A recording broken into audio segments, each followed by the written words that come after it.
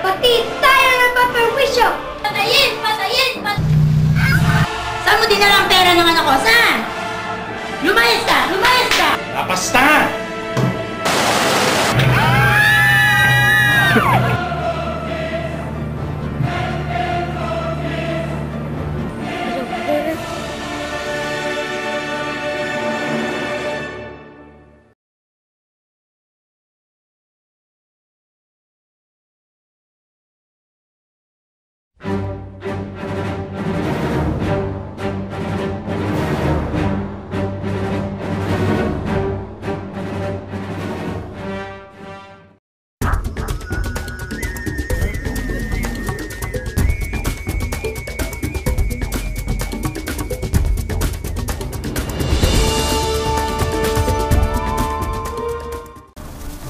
Sir, hindi daw po makakarating yung mga in-order nating dinamita.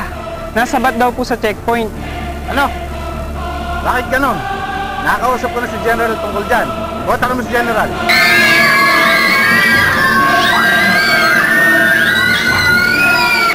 Kaya titigil ng mga tao paninira sa kanilang mundo. Pati tayo nagpaperwisyo! Hayo! Hayo! At kailangan ng tulong namin kami-laging handa. Hayo! Hayo! At ano naman ang iulat nyo ngayon? 230 po ang pinutol ngayon sa iba't ibang lugar. Kumusta naman ang mga katubigan? Wala pong pagbabago. Ginagawa pa rin pong tapunan ng mga ilog ng mga tao. Mapalala talaga ang mga tao.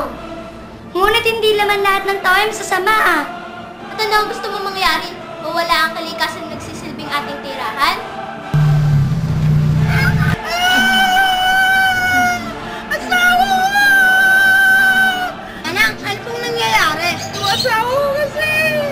Naku! Nakaset na ba yung mga dinamita? Halina kayo. Totoong nakikita mo, Robert. Ang magulang mo ang may pinakamalaki negosyo ng pagmimina sa bansa. Pinagkakakitaan nila ang pagkasira ng kalikasan. Hindi nila alintana, masira man ang kabundukan. Wala nang dumating ka dito sa amin.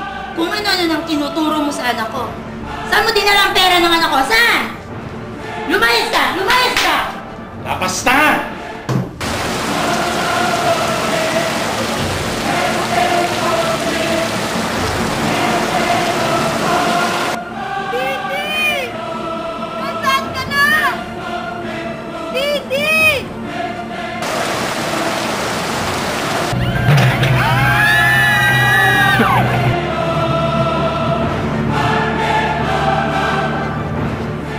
Ayon sa mga saksi, Mel Mike, nakarinig sila ng isang malakas na ugong bago ang nasabing pag-uho.